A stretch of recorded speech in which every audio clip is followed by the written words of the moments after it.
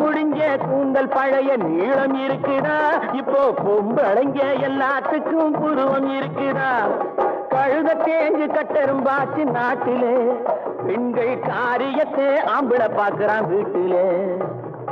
எல்லாரோட என்னையும் சேர்க்க கூடாது, வேலை எது கொடுத்தாலும் செய்வேன் தப்பாது.